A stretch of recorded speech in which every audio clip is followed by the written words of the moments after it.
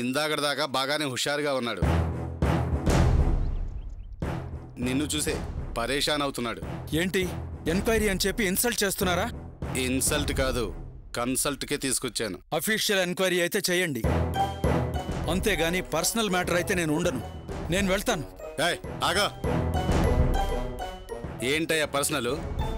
చేసేవేమో criminal పనులు, మాట్లాడేదేమో నాజుకు మాట్లా.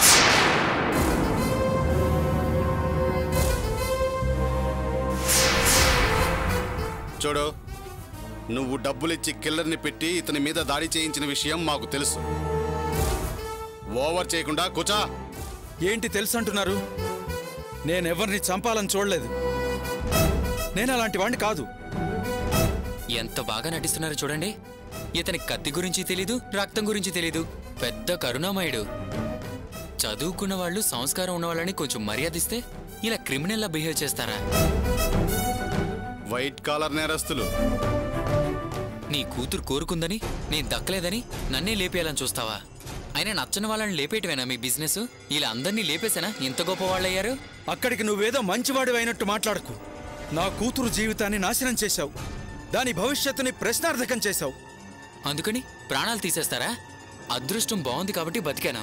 అది పోయింటే ఏం చేసి ఉండేవారు సార్? నేను న్యూలీ మ్యారీడ్ పర్సన్ సార్. నా మీద ఒక అమ్మాయి ఆధారపడి ఉంది. ఆ అమ్మాయి కూడా మీ కూతురు లాంటిదే. ఆమె జీవితం గురించి ఏం ఆలోచించలేదా? నేను ఆలోచించాలి గాని నువ్వు ఆలోచించవా? నీ మూలంగా నా కూతురు లైఫ్ నాశనం అయింది. పెద్ద చిన్న లేకుండా నువ్వు నా చొక్కా పట్టుకుంటావా? అయ్యా మర్యాద రాఘవయ్యా, కేవలం నీ షర్టు పట్టుకున్నాడన్న కారణంగా అతన్ని చంపాలనుకున్నావా? కానీ వాళ్ళ అమ్మా చెల్లెల్ని నువ్వు అసహ్యంగా మాట్లాడితే నీ షర్టు పట్టుకోకూడదా? నీ షర్టు పట్టుకున్నానన్న కోపంతో నా మీద కక్ష పెంచుకున్నావు, న్యాయమే కావచ్చు. కానీ నువ్వు నా ప్రాణాలు తీయాలనుకున్నావే, నిన్నేం చేయాలి? నిన్ను నాలాగే ప్రతీకారం తీర్చుకోమంటావా? నీకు దొరికినట్టే మనిషి నాకు దొరుకుతాడు. నన్ను నరికిన కత్తే నిన్ను నరుకుతుంది. పగకు పగ, పాపానికి పాపమని ఒకరి మీద ఒకరు యుద్ధాలు చేసుకుంటూ పోతే జీవితంలో ఎప్పటికీ ప్రశాంతంగా ఉండలేం. చేసింది పాపమని తెలిసిన మీరు ఇంట్లో సంతోషంగా ఎలా ఉండగలుగుతున్నారు సార్? క్షమించే గుణం లేని మీరు సంతోషంగా ఎలా ఉంటారు సార్? సంతోషంగా ఉన్నారా? ఏంటి సార్ మౌనంగా ఉన్నారు? తప్పు చేశానని బాధపడుతున్నారా, లేక తప్పించుకుని మళ్ళీ వీడిని ఎలా లేపేయాలని ప్లాన్ చేస్తున్నారా? ఓహో, సార్కి అలాంటి ఉద్దేశాలు కూడా ఉన్నాయా? చూడు సుబ్రహ్మణ్యం, ఇక మీదట నీ మీద చెయ్యి వేసినా చాలు, నీ మీద హత్యాయత్నం చేసింది ఇతనేనని పేపర్లో వస్తుంది. చెప్పండి, ఏం చేద్దాం? పోలీస్ స్టేషన్కి వెళ్దామా? ఎందుకు? ఇంతసేపు నువ్వు వింటున్నావా, నిద్రపోతున్నావా? కిరాయి మనిషితో చంపించాలని చూసింది కాక పైపెచ్చి ఎగస్టాలు మాట్లాడుతున్నావేంటి? పోలీస్ స్టేషన్కి రమ్మంటే ఎందుకు అని అడుగుతావా? అణకుగల అమ్మాయి, ప్రేమగల భార్య, గౌరవమైన కుటుంబం అనుకున్నాను. కానీ నువ్వు వాళ్ల మీద ప్రేమున్నట్టే నటిస్తూ పైకి మనిషిలా కనిపిస్తున్నావే గాని నీలో నెత్తురు తాగే రాక్షసుడున్నాడు. సార్, మీరు బండి పోలీస్ స్టేషన్కి పోనివ్వండి, నేను కంప్లైంట్ ఇస్తాను. అయ్యో, అంత పని చేయకండి. మిమ్మల్ని క్షమాపణ అడుగుతున్నాను. ఏదో ఆవేశంలో అలా చేశాను, నన్ను క్షమించండి. సార్, నేను మిమ్మల్ని క్షమించి వదిలేసినా చట్టం మిమ్మల్ని క్షమించదు. నేరం చేసిన వాడు జైల్లోచి లెక్క పెట్టాల్సిందే కదా. నా పరిస్థితి అర్థం చేసుకోండి. ఇంతవరకు నేనెవరికీ ఏ ద్రోహం చేయలేదు, ఒక ఈగకు కూడా అపకారం తలపెట్టలేదు. అబ్బా, అందుకనేనా మనిషిని చంపేయాలని చూసావు? లేదు లేదు, ఆవేశంలో ఆలోచించకుండా అలా చేశాను. నేను జైలుకు వెళ్తే ఇంట్లో వాళ్ల పరువు పోతుంది, నా కుటుంబ మర్యాదలు గంగలో కలిసిపోతాయి. సుబ్రహ్మణ్యం, ఇతన్నేం చేద్దాం? వేరే దారి లేదు సార్, చట్టానికి అప్పగించాల్సిందే. అతను కాళ్ళ మీద పడతానంటున్నాడు కదా, ఏం కావాలో చెప్పు క్షమించడానికి. ఓకే సార్, నేను ఇతన్ని క్షమించి వదిలేస్తాను. అందుకు నా కాళ్ళ మీద పడాల్సిన అవసరం లేదు. జస్ట్ ఒక్క పెళ్లి చేస్తే చాలు. పెళ్ళా? అవును సార్, లావణ్య నితీష్ల పెళ్లి నిశ్చితార్థంతో అయిపోయింది కదా, దాన్ని జరిపిస్తే సరే.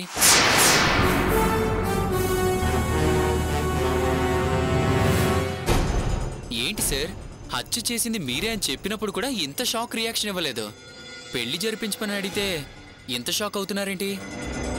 హత్యలు చేయించడం కంటే పెళ్లి చేయడం అంత కష్టమైన పనా? ఖచ్చితంగా ఈ పెళ్లి జరగదు.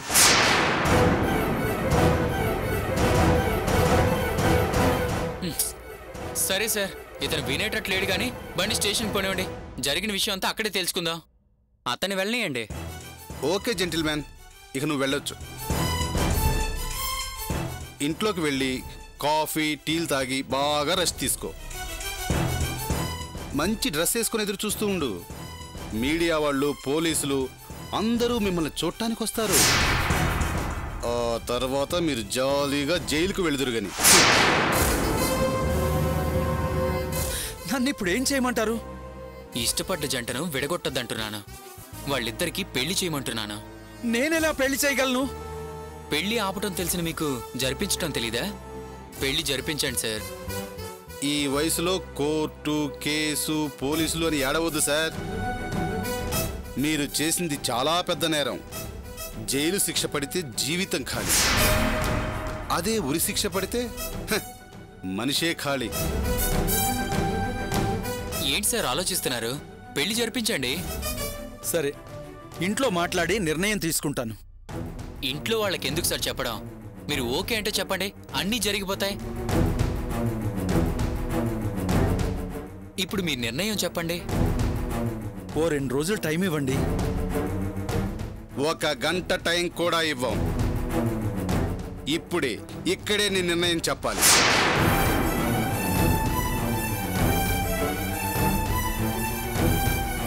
సరే, నాకు ఎటువంటి అభ్యంతరం లేదు. అన్నయ్యతో మాట్లాడి పెళ్లి ఏర్పాట్లు చేస్తాను. అది ఇప్పుడు మీ పెద్దరికం కాపాడుకున్నారు. సార్, చాలా థ్యాంక్స్ సార్. ఇప్పుడు నేను వెళ్ళొచ్చా? మంచి నిర్ణయం చెప్పారు కదా, సంతోషంగా వెళ్ళండి. తర్వాత ఇంకో విషయం, ఏదో ఇప్పటికి తప్పించుకోవాలని మాతో అబద్ధం చెప్పి మళ్ళీ ఏదో ఒక ప్లాన్ వేయకండే. పెళ్ళయ్యేంత వరకు హత్యానేరం మీ మీదనే ఉంటుంది. తొందరగా ఈ పెళ్లి జరిపించేలా చూడండి.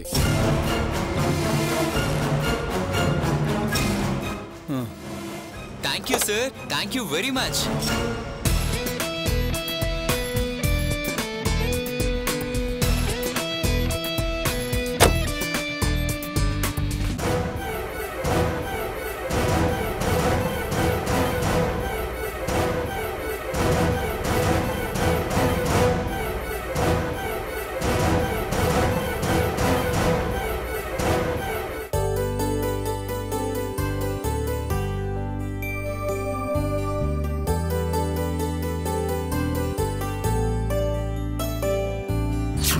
ఎవరినైనా ఎదిరించి నేను నిన్నే పెళ్లి చేసుకుంటాను. ఇంట్లో వాళ్ళు కాదంటే బయటికి వచ్చైనా నేను నా దాన్ని చేసుకుంటాను. నీకు చిన్న కష్టం రాకుండా చూసుకుంటాను.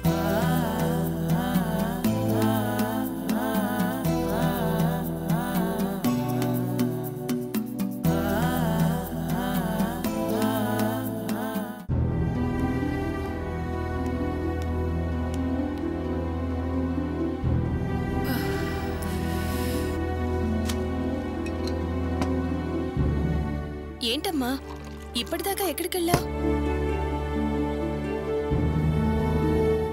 జ్యోతిష్కుని కలవడానికి వెళ్ళానే. జ్యోతిష్యుణ్ణా? అవునే, సుధా వాళ్ళ నాన్న సంబంధం చూశాడన్నారు కదా, ఆ అబ్బాయి జాతకం చూపిద్దామని వెళ్ళాను. జాతకం బ్రహ్మాండంగా ఉంది, వెంటనే పెళ్లి చేయమన్నారు. అమ్మా, అప్పుడే అంత తొందర వచ్చిందమ్మా. జాతకాలు కలిస్తే ఆలస్యం చేయకూడదే, పెళ్లి చేసేయాలి. ఓ 4 రోజులు ఆగచ్చు కదా. అవకాశం వచ్చినప్పుడు ఆలస్యం చేయకూడదే, చేస్తే ఎవరో ఒకరు పుల్లలేసి సంబంధం చెడగొడతారు. జాతకాలు బాగా కలిశాయి, దాంపత్యం అన్యోన్యంగా ఉంటుందన్నారు. అందుకే అమ్మాయిని చూడ్డానికి రమ్మని ఫోన్ చేసి చెప్పాను. అమ్మాయిని చూడ్డానికి రమ్మన్నావా? అన్నీ బాగున్నాక వాయిదాలు వేయడం ఎందుకు? అందుకే రేపే రమ్మన్నాను. రేపా? ఏ, నీకేమన్నా పనుందా? అదేం లేదమ్మా, నా పెళ్లి విషయంలో మళ్ళీ నువ్వు తొందరపడుతున్నావేమో అనిపిస్తుంది. తొందరపడక ఏం చేయమంటావే? నీ పెళ్లి గురించి ఎవరు పట్టించుకుంటున్నారు? సంబంధం అన్ని విధాలా మనకు సరిపోయింది. అందుకే ఖాయం చేద్దాం అనుకుంటున్నాను. నీ తొందర నాకు అర్థమైందమ్మా, కానీ ఆ అబ్బాయి గురించి పూర్తిగా విచారిస్తే మంచిదనుకుంటున్నాను. ఏంటే మనం విచారించేది? సుధా వాళ్ళ నాన్నగారు అబ్బాయి బుద్ధిమంతుడు, మంచి కుటుంబం, నాది పూచి అన్నారు. వచ్చిన సంబంధం వదులుకొని నన్ను వేరే సంబంధం ఎక్కడ వెతకమంటావే? అది కాదమ్మా. అసలు నీ మనసులో ఏముందే? నువ్వు మీ అన్నయ్యలాగా మనసులో దాచుకొని ఆఖరి క్షణంలో గుండెల మీద తంతావా? అయ్యో, నేనలా చేయనమ్మా. ఓసారి మహేశ్వరి వాళ్ళతో మాట్లాడితే అతన్నే పెళ్లి చేసుకోవచ్చని. ఎవరు? ఆ నితీష్నా? ఎవరెళ్ళి వాళ్లతో మాట్లాడతారే? అన్నయ్య మాట్లాడి ఈ పెళ్లికి వాళ్ళని ఒప్పిస్తానన్నాడు. ఎవరు? అభినా? కాదు, సుబ్బు అన్నయ్య. నువ్వు చెడిపోయావా? ఆ పాపిష్టి వాణ్ణి పెళ్లి చేయమని అడిగావా? లేదమ్మా, అన్నయ్య వాళ్ళతో మాట్లాడాడట. వాళ్ళని ఒప్పించి పెళ్లి చేసుకుంటారని నితీష్ చెప్పాడంట. చూడు లావణ్య, వాణ్ణి నమ్ముకుంటే కుక్కతోక పట్టుకుని గోదావరి ఈదినట్టే. కష్టాలు కన్నీళ్లు తప్ప ఏమీ మిగలవు. అమ్మా, ఈ ఒక్క విషయంలో అన్నయ్యని నమ్మమ్మా. వాడి మాటలు నమ్మి నమ్మి చివరికి ఇలా మిగిలాం. ఇంకా నమ్మి అవమానాల పాలు కాదలుచుకోలేదు.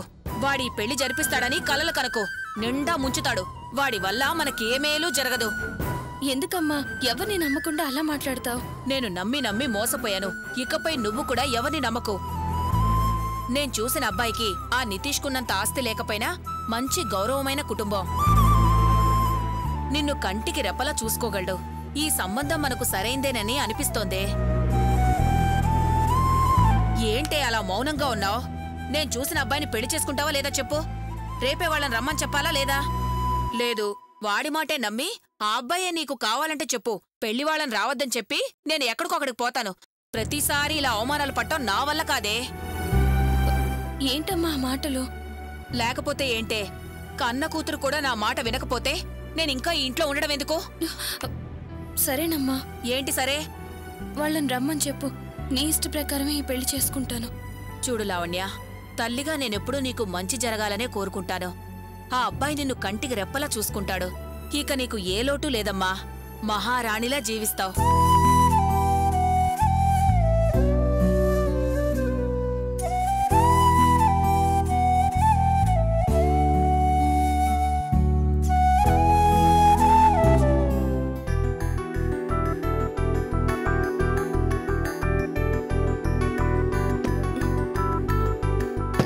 ఏవండి?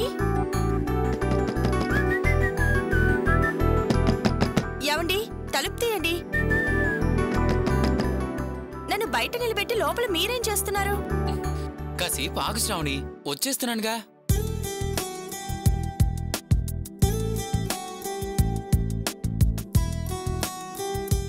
ఎంతసేపు ఇలా బయట నిలబడాలి? తలుపు తీస్తారా లేదా? 2 minutes శ్రావణి, ప్లీజ్. నేను లోపల ఒక ముఖ్యమైన పని మీద ఉన్నాను.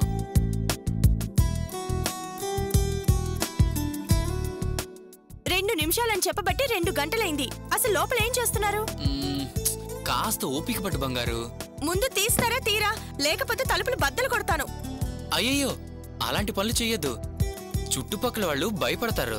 వాళ్ళు భయపడ్డం దేనికి? అప్పుడే వీళ్ళకి ఏమైందా అని. నేనొక్కదాన్నే ఉండాలంటే భయంగా ఉంది.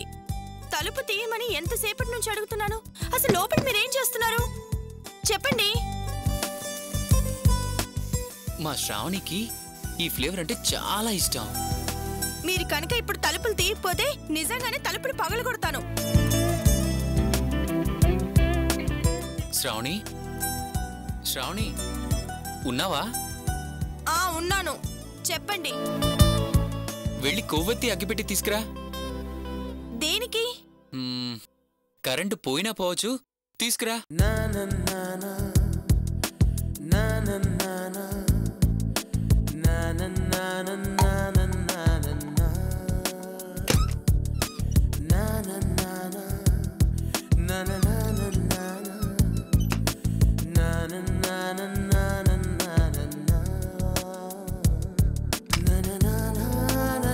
అయ్యో, కరెంటు పోయింది.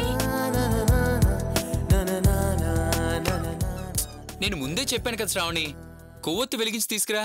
గుండెల్లోన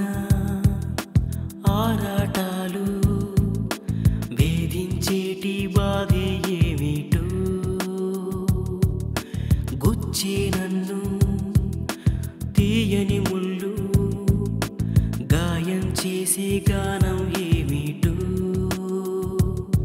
తనకెందుకు ఎంతటి మౌనం వలపెందుకు అంతటి దూరం చెలి కోసం ఈ రాగం అనురాగం జత కోసం తొలిగా శ్రావణి, ఈ కొవ్వొత్తి వెలుగులో నీ మొహం చూస్తుంటే నాకేమనిపిస్తుందో తెలుసా?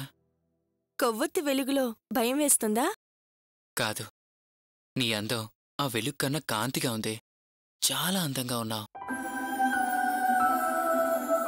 ఇలా చూస్తుంటే అమాంతంగా నేను కౌగిలించుకోవాలనుంది.